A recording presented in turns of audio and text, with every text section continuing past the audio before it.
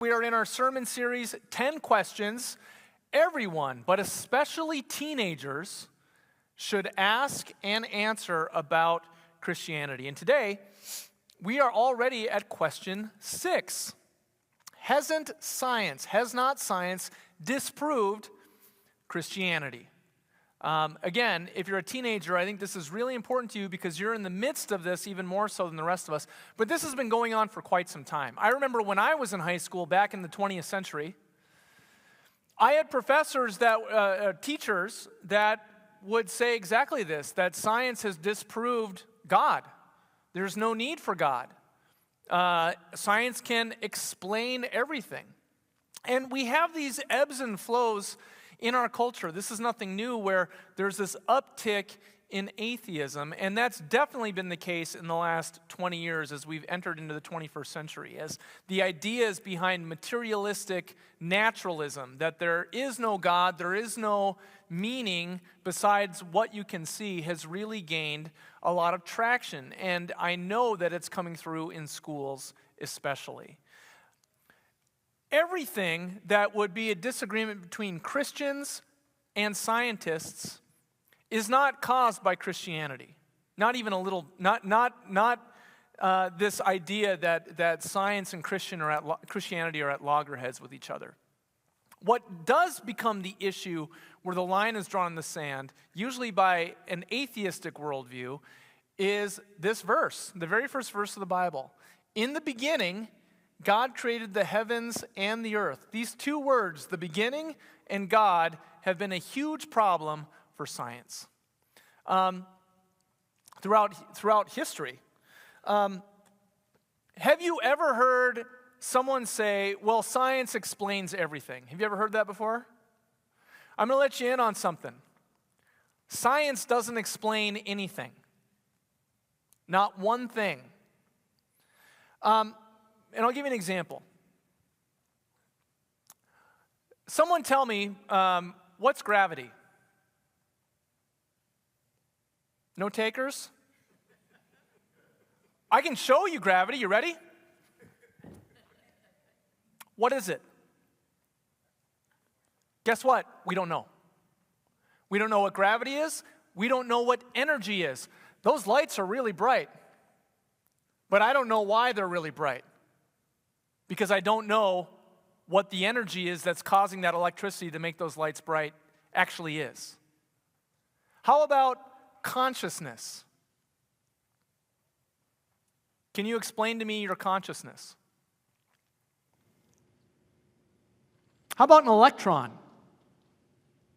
Can you explain to me what an electron is? These are things we don't know because science does not explain them. Science does something different. Science does something that's a part of explanation. Science describes. And this is a big misunderstanding because most of us are not paying attention to the terms that we use.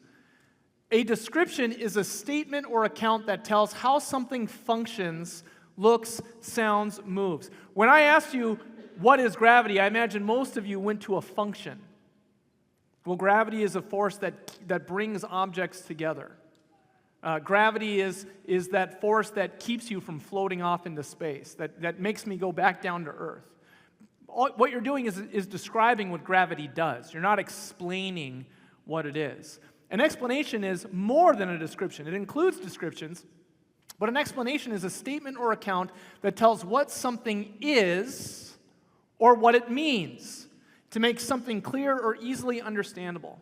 Now, part of, I think, the misunderstanding is that because of the way we've been educated in our culture in the last 100 years, the rational side of our brain, the part that tries to figure out how things work together, is reinforced and reinforced. But the part of our brain that gives meaning has basically fallen off the cliff. So we can explain how things, we can discuss and describe how things are, and we have all these gadgets, and we don't have a meaning for anything. We actually live in a time where there is an epidemic in meaning because we've assumed that science explains things. And that's been reinforced by scientists themselves, especially a materialistic worldview, that there is no God, there is nothing aside from just blind processes and matter and time, the dimensions that we can experience. But there's more to an explanation than just what is described by it. Like, for example, why is this comes from mathematician and a doctor of philosophy, brilliant scientist from Oxford named John Lennox. Why is the water boiling? Now, a scientist can look at that and say, well, because the heat is causing the molecules to become erratic and they're bouncing off each other, and that's what's causing the water to heat. And that's definitely a description of what's happening. But it's not the entire explanation. There's an entirely different explanation. The water's boiling because I want a cup of coffee. There you have the distinction between function and agency. It's the way that it is because I want it to be the way that it is. And often, that distinction is lost in our culture, in the language that we use. Explanation includes description, but it adds so much more. It adds the why and the who to the question of the description, which tells you the how. Now, are Christians at loggerheads with science? No, they're not. And the reason is because Christians invented science. We invented modern science. And there's a reason for it. Christians from the 1500s through the 2000s have held this worldview, an explanation for why the descriptions of science are the way that they are. So God created man in his own image. In the image of God, he created a male and female. He created them. There are two assumptions that came into the development of modern science. The first is a foundational claim and basis for science. This is the foundational claim.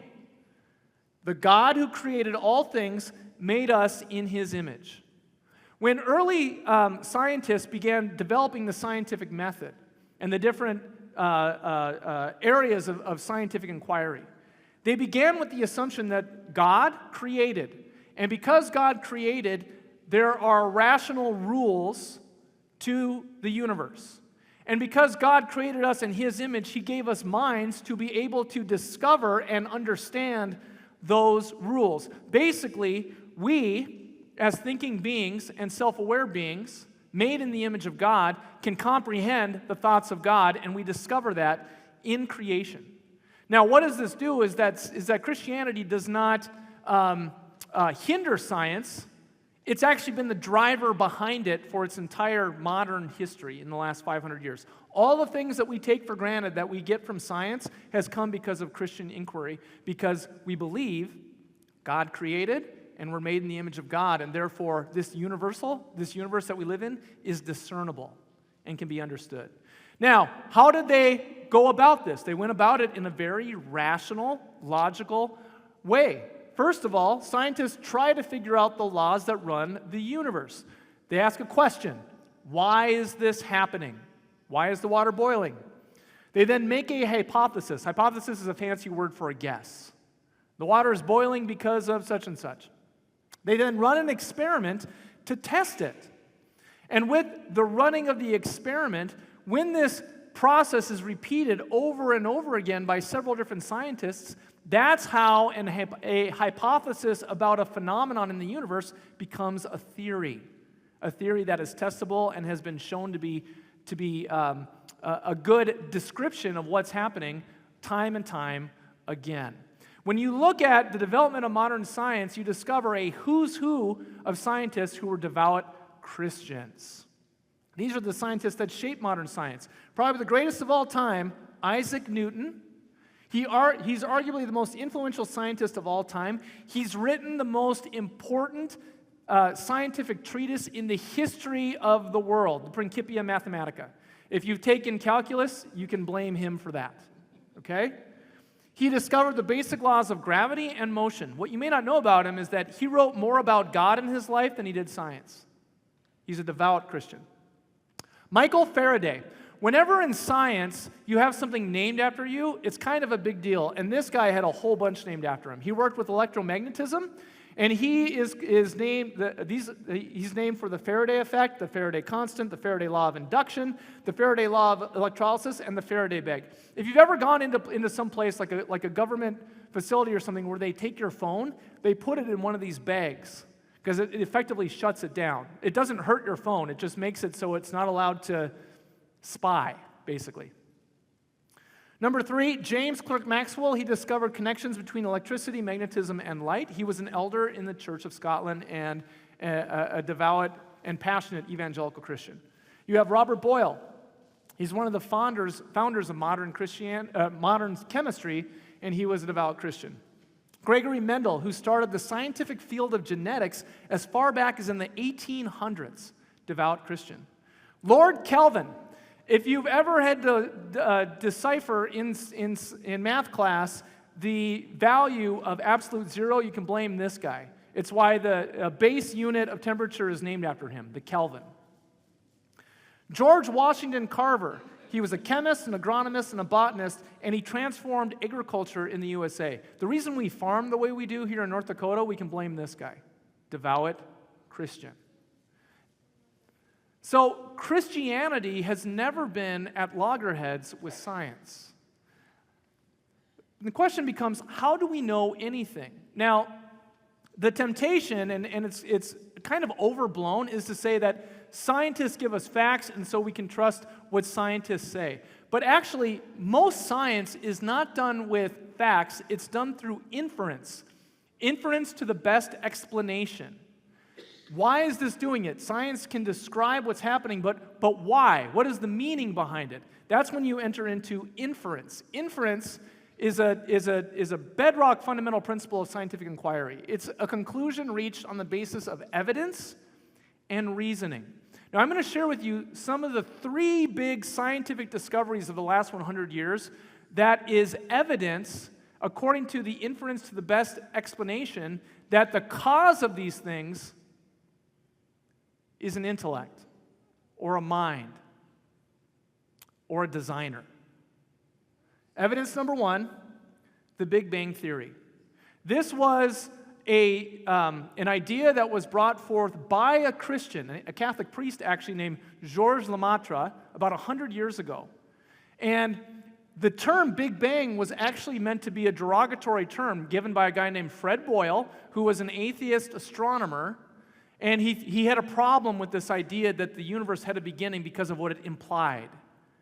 It inferred or implied that there was a creator if there was a beginning, because you can't have everything come from nothing. And so he called it the Big Bang.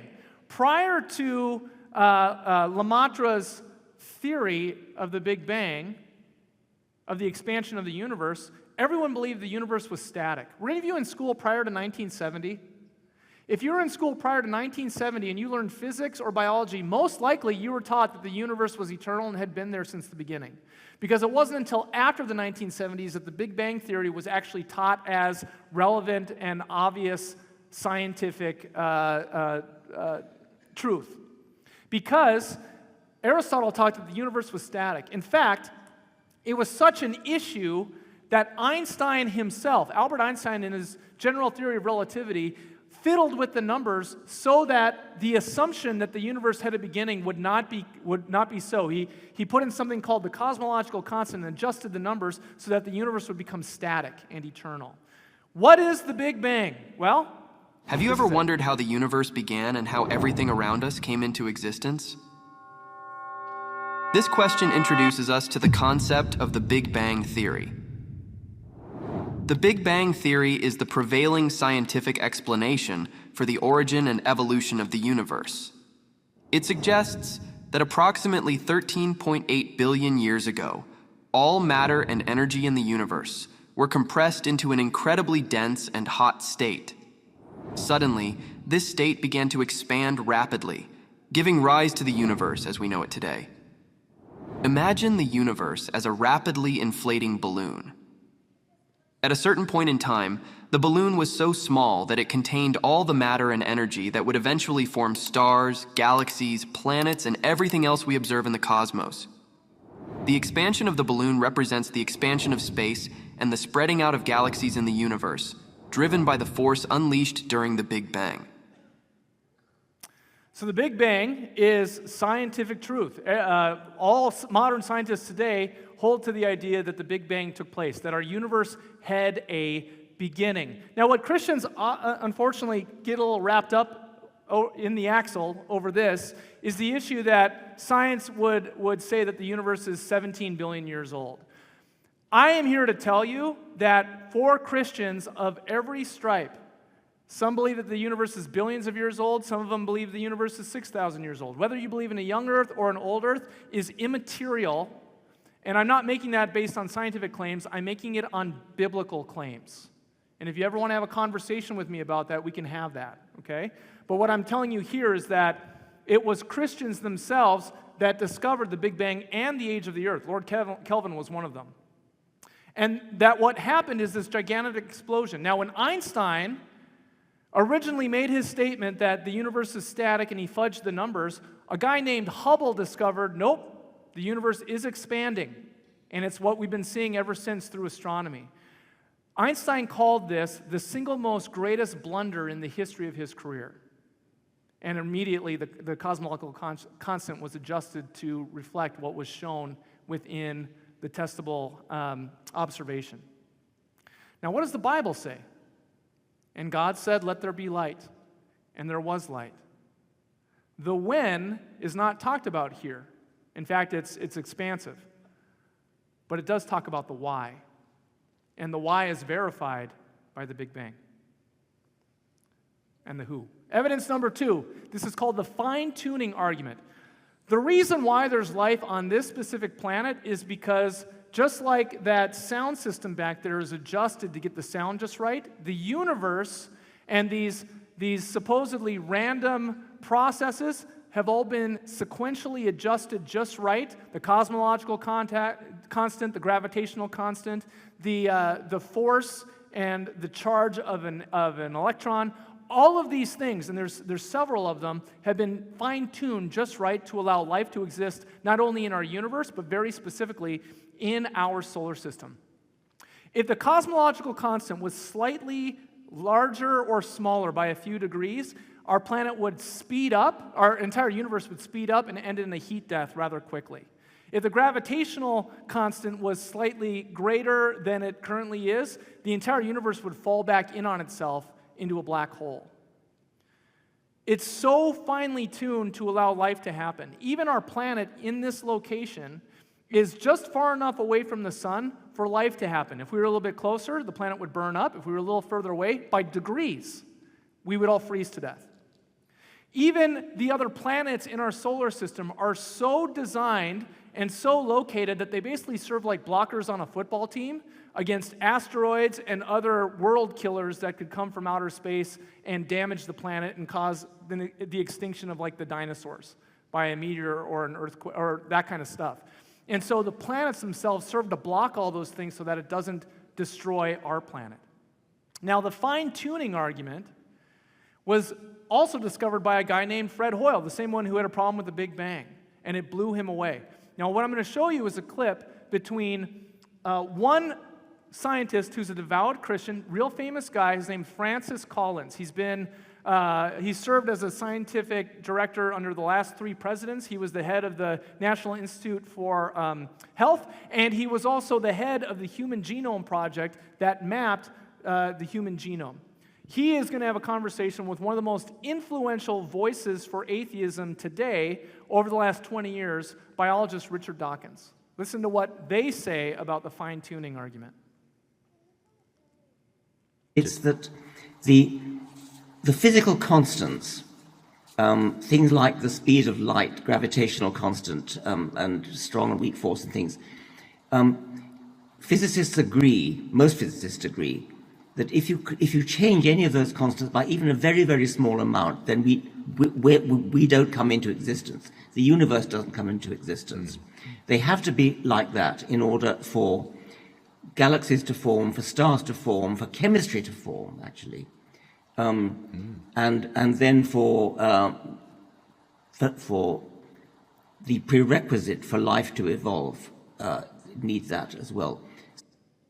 Now, Francis Collins, you don't hear him talking. You saw a picture of him.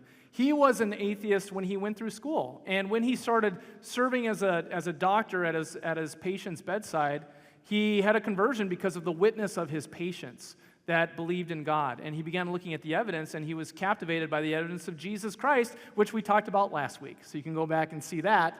But this is Richard Dawkins, and here he'll go on to say that it's because of this argument, the fine-tuning argument, it tempts him that if anything would get rid of his strident atheism, it would be this argument of the fine-tuning of the universe. It's like an all-powerful being has fiddled with the physics. Here's a quote from Fred Hoyle,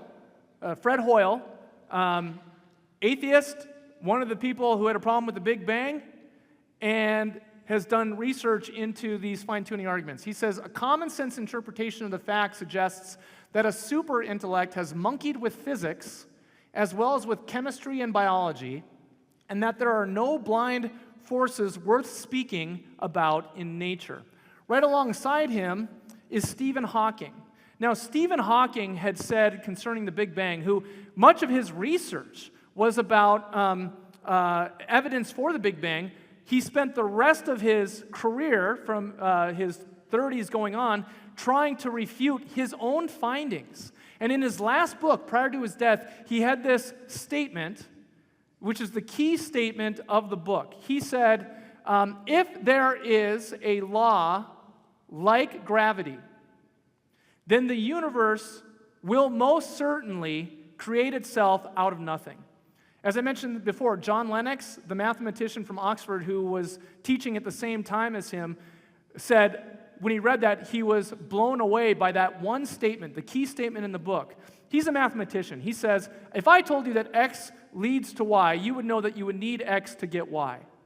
But if I told you that X creates X, you'd say that's nonsense, because something can't create itself. And yet, that's exactly what Stephen Hawking is saying. John Lennox says, nonsense, even out of the mouth of a brilliant physicist like Stephen Hawking, is still nonsense. Something had to have created the universe. It couldn't have created itself. Here, talking about the fine-tuning, Stephen Hawking says very candidly, the laws of science as we know them at present contain many fundamental numbers, like the size of the electric charge of the electron and the ratio of the masses of the proton and the electron.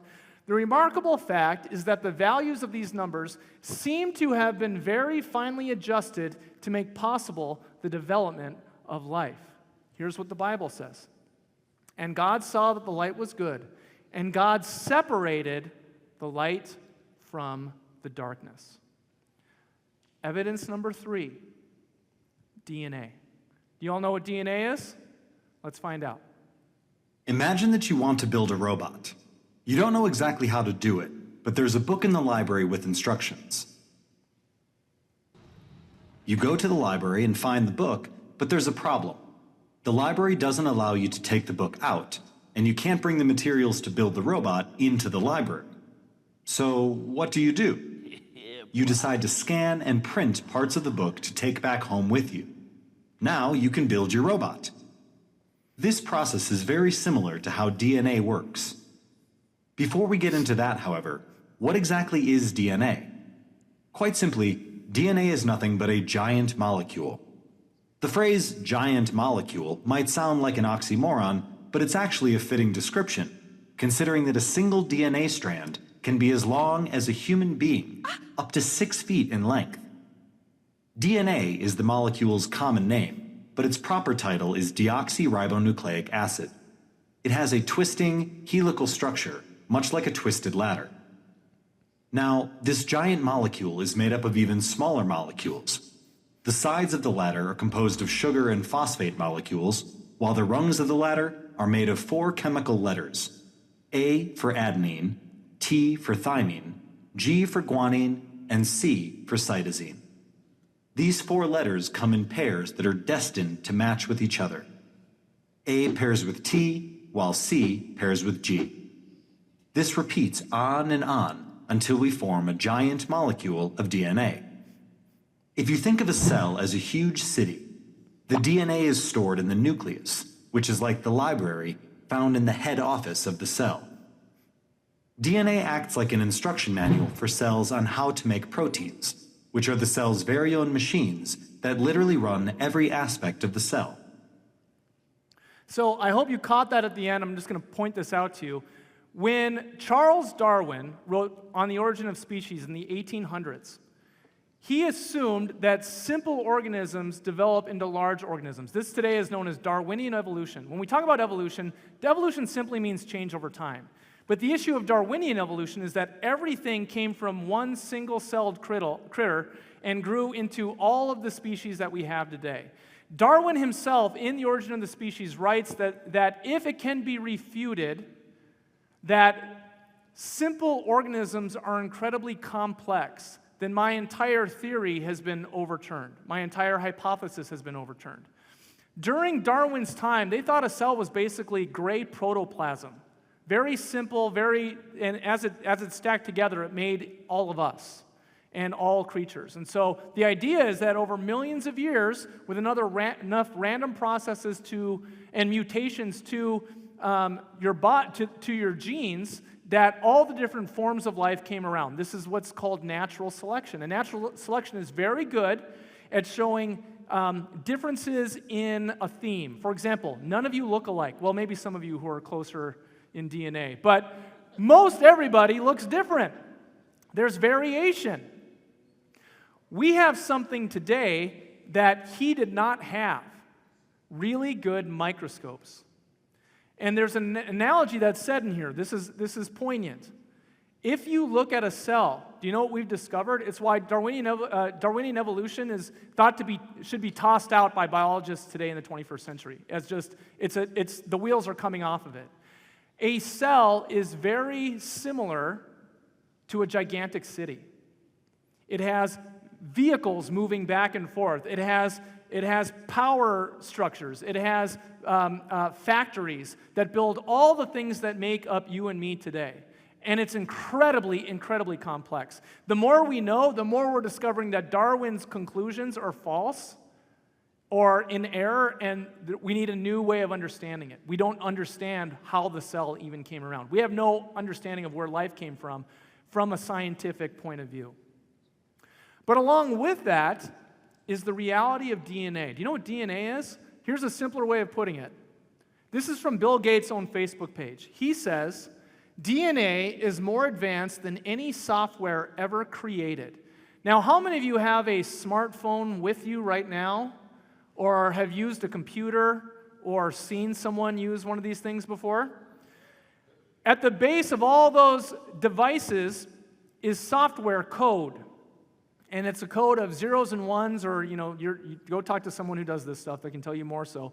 But it's a sequence of numbers that tell the computer what to do and how to function. Now, have any of you ever had a computer virus? When you degrade the code, when you change the code, it breaks down the entire thing. But where does computer code come from? It's information, and it comes from a mind. Bill Gates is saying DNA is far more advanced than any computer code, and every single one of us can look at our phone and see that it was created. We can look at a computer and say this was created. When you look and see the DNA strand, which is millions of letters, it's the longest word we've ever discovered, and it's evidence that we live in a word-based universe. Mathematics helps to reveal that it can be comprehended through language.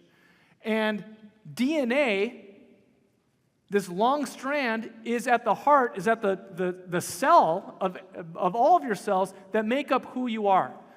Now, if a mutation comes along and changes some of that code, guess what happens? The entire system breaks down, just like as it would for a computer. And so this idea of variable mutation causing evolution to take place on a grand scale, there's just no evidence for it. DNA instead gives a different type of evidence. Like I said, what is the inference to the best explanation? It's information at the heart of every cell. It's the blueprint. Where does information come from? It comes from an intellect, a mind. Look at Genesis 1:31. And God saw everything that he had made, all of the planets, all of the stars, all of the structures on the planet Earth, all of the green plants that live, all of the different kinds according to their DNA, which is different from others. All these things, and behold, it was very good. Evidence number one of the Big Bang, the inference is that there was someone who lit it off, got it started. Evidence of fine-tuning, that there must have been a fine-tuner. Evidence for DNA, that there must have been an intellect, a mind that shared that information. So the question, hasn't science disproved Christianity? Absolutely not. I'm going to share with you one more piece of evidence that I find just absolutely fascinating. One of the pioneers of the scientific method was named Blaise Pascal. He was a logician, a scientist, a mathematician. He wrote extensively about the scientific method, but he also is thought of as the grandfather for modern computers, because as a logician, he would create the functions just by logic and reasoning that allows computers to function the way that they do. He wrote something called Pascal's wager, and the question is, does God exist? Now, he makes the statement that because you exist, but you are mortal, that you and I someday are not going to be around here anymore, that this question becomes a bet that our life is making, and we have no choice. You're either in one camp or the other. There's no middle ground. Does God exist? You have to answer either in the affirmative yes or no, and there's consequences for what you think. Now, choice A, do I trust in God? If I trust in God, and God does exist, I gain eternal salvation. If I trust in God, and God does not exist, I lose nothing. Because there's no meaning, there's no purpose, there's no relationship beyond just the physical. And when you're done, you're done. Does God exist? Option B is to reject God. If the answer is yes, God does exist, at best, I lose eternal salvation. At worst, it's a lot worse. Eternal damnation. Does God exist? If I reject God and the answer is no, I lose nothing. So the point being that one of these four options to the question is the only one that's an affirmation. And so logically and reasonably, why, even if you have difficulty believing with your feelings or your mind, you don't live the life and follow Jesus because it will transform you. Now, philosophers for the last 400 years have tried to refute Pascal's wager. And usually what they do is they say, well, how do you know which God you're supposed to be following? You don't know that, therefore the entire argument is invalid. But if you look closely at what Pascal is asking, he's not asking that you agree that God exists. What he's saying is that you trust God. There's only one religion on the entire planet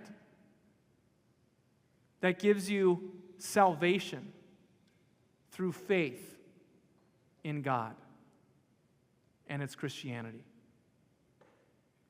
Jesus Christ, the Son of God, died on the cross for you and for me. He is the Alpha and the Omega. He is the Word through which all are created. He is the one who has spoken the DNA code into you, and He's why you're here today. God loves you so much that He's created this entire universe in order for you to be and to do and to be in relationship with Him. And so I announce to you what He has come to do for you. I announce to you the entire forgiveness of all that would separate you from Him. Your doubt, your unbelief, your sins, your fears, all of that is washed away by the blood of Christ, and all of you receive His grace. Believe it. It makes all the difference in the world. Amen.